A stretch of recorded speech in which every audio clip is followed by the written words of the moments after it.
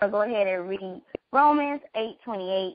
It reads from the New King James Version also. And we know that all things are together for the good to those who love the Lord, to those who are called according to his purpose. So we're going to start off with a small story. I like expository preaching and narrative preaching. So one day a man, he took his little son to the top of a hill, and he pointed in every direction. He pointed to the north, he pointed to the south, he pointed to the east, and he pointed to the west. And he said, son, God's love is as big as all of this. And the little boy looked at his dad, and he just said, just think, Dad, we're right here in the middle of it all. And what I learned from this little boy is that, yes, God is great, and his love is great, and yet we are right in the midst of it all.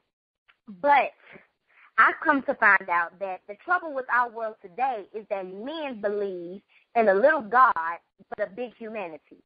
Now, without a shadow of a doubt, somebody on this call can say that man has tried to take the place of God. With all of man's inventions and scientific progression, he feels as if he's outgrowing the Lord. Man is being glorified, and his love for God has waxed cold, and God is being pushed into the background. If you don't believe me, let me just give you a couple of examples of this. In Japan, the emperor was once worshipped as a god. The Japanese people knew nothing about our Heavenly Father at one point, and they were totally dependent upon the might of this one man. Now, if you rewind time a little bit further, if you fast forward a little bit further, in Germany some years ago, Adolf Hitler was a god to the German people. The Germans bowed down and worshiped this man's ways of life. Now, if you fast forward a little bit more into today's time, people even today make Barack Obama, our beloved black president, the pinnacle of all potentially positive answers.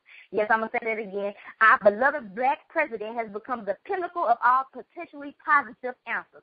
And yes, I said it, and while I'm saying it, while all this is going on, man is being glorified while God is being horrified.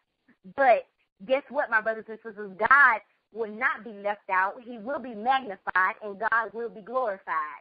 Even if he has to call on rocks in your place, God is still going to get the praise. It's important for us to realize that God will make himself known. Now, how do you know that, La'Queasha? Because, first of all, he's still healing the sick. He's still opening up eyes of the blind, and he's still saving souls today. I really wish I was in a more formal setting because I'm feeling this thing here tonight. Now, I want you all to remember that God is still on the throne. Like I said in the beginning, he still sits high, and he still looks. And he made all things, and all things still belong to him, and he reigns over all of his creation. Now, the Apostle said in Philippians 2:10, verses 10 and 11, that at the name of Jesus, every knee should bow, those in heaven, those on earth, and those under the earth, and every tongue should confess that Jesus is Lord to the glory of God, he the Father. Now, I'm going to encourage y'all with these 3 points, and we're going to wrap it up because I don't want to be before y'all long because I know we started late. The first point I want to point out is that God is still God of all things.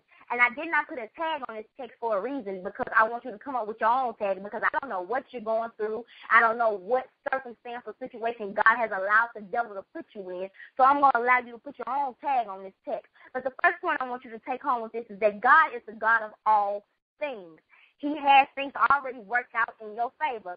And know that in your time of need, your help is already prearranged to be on the way. In the Gospel of John, he said in John 1:3, all things were made by God, and without him, nothing was made. Now, we know man is capable of doing a lot of marvelous, magnificent, wonderful things. He can make a mighty aircraft to sail over the sea, on the seas. He can make a nuclear submarine to sail under the seas, and he can make a great aircraft to transport us above the seas. Now, man, he can build a skyscraper 102 stories high. He can build highways from one end of the country to another with bridges expanding from every river and valley. He can build an automobile that will speed down Highway 120 miles per hour, and he can build a radio that will reach 5,000 miles into the air and plug voices from satellites and send them from around the world. He can build telephones of which you can talk to people from 10,000 miles away. Yes, man, he can build many wonderful things, but in order for him to build these exotic things, he must first use God's pre-existing materials. Now, when God created the world, he made it out of nothing. That's how great my God is. He didn't need nothing. When he created it, he created this world without the aid of any pre-existing material. Now, when God needed light, he spoke to the atmosphere.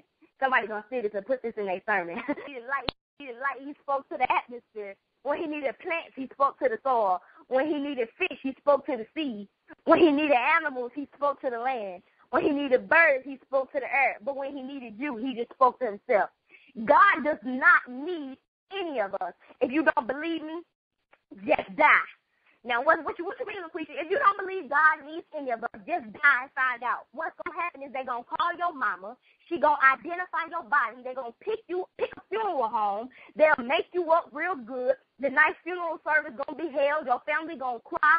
Some friends might come, and some of them going to smile because you're gone. The pastor going to eulogize you real good. They're going to leave the church. They're going to take you to the cemetery. The preacher going to commit your body ashes to ashes, dust to dust. They're going to get back in their cars. They're going to go back to the church. They're going to gather in the fellowship hall for a repast. They're going to eat good fried chicken, some green beans, corn, cake, and drink red Kool-Aid. And I bet you some of y'all know this because y'all done did it a few times this year. They're going to go home. They're going to sleep real good. They're going to get up that Sunday morning. They're going to get up and go to that same church, but they're going to have a hot praise service that forget all about you. Why? Because God's program is going to still go on with or without you.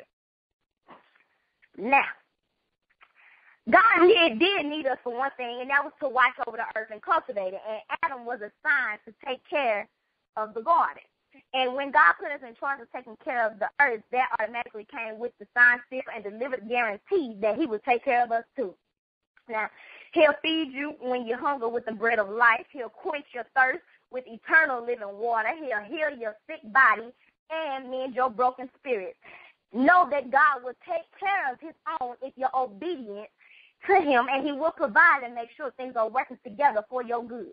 That was the first point. The second point is know that God has it already worked out, and your help is on the way. Now, the Apostle Paul said in Romans 8:28 that we know all things work together for the good of them that love the Lord and those which are called according to his purpose. Now, saints, this is one of the most blessed promises that the Bible records, but many of us don't believe it. We don't believe that God is behind everything, working it out for our good. We don't believe that extremely high bill will ever get paid. We don't believe our brother or our sister will ever get saved. We don't believe daddy will ever put the beer bottle down. We don't believe the ministry wants to start will lift off the ground. We don't believe that promotion on the job will come. We don't believe we'll get that new car we want. We don't believe God hears and answer our insane prayers. But I'm here tonight to let somebody know that faith, not faith from yesterday, now faith, not faith from last month, but now faith is the substance of things hoped for and the evidence of things not seen. Just because it does not look like it's turning around in the natural does not mean that God has not already did a 180 in the supernatural. Just because you don't have any money in your pocket to pay your bills does not mean God has not already pricked the landlord's heart to let you pass on this month's rent.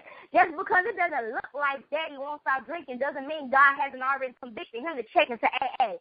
Just because it doesn't look like you won't be getting a job promotion doesn't mean God hasn't already had your team member put in a good word for you to the boss.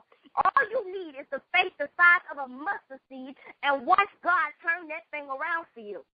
Now, sometimes we go through hard times and we can't understand why the troubles come our way. But I'm on this call tonight to let somebody know that you can't always curse the rain that comes in your life, because the truth of the matter is nothing can grow without rain. You can't grow in the spiritual unless God allows Satan to test and tempt you in the natural.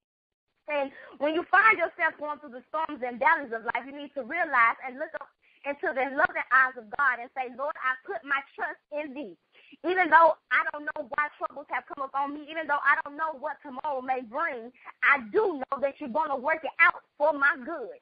Our text does not say that all things will work out for all people. The text don't say that. But the text, it does say it will work out for those who love the Lord. All things will work out for your good if you love the Lord. The promise today is that God's children this promise today is for God's children and those that love the Lord and those that are called according to his purpose. So if you're living in an unrepentant sin and you can't say things are being worked out for your good, because God does not operate in sin. So I encourage anyone living in sin on this call tonight to turn from the wicked ways so that God can start working things out for your good. The third and final point, and we're going to wrap this up, and we're going to go ahead and have a Q&A. God has it already worked out again, and your help is on the way. I did that on purpose. The points 2 and 3 were the same because somebody didn't catch point 2, so they needed to be reminded of point 3. The mysteries of life may engulf you, but God has it already worked out. Your enemies may assail you, but God already has it worked out. I think y'all see where I'm going with this. Your friends may desert you, but God already has it worked out. Satan may buffet you, but God already got it worked out. I feel like preaching. Demons may beset you, but God already has it worked out. Sins may infect you, but my God, sickness may weaken you. Sorrow may distress you. Death may rob you. Poverty may threaten you. Your dreams may vanish. Your ship may run on the reef, but God still already has it worked out.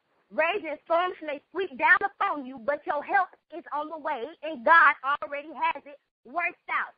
Dark clouds may swallow you, but all things are working together for the good because you love the Lord, and He's already working that thing out.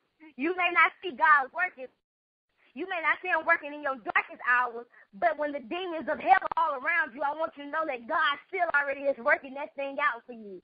But when you feel like God has turned His back on you, He's still there working that thing out. This is a reminder and an encouraging message for somebody on tonight. When you feel like God's face is hidden against you, He's still busy working that thing out for you.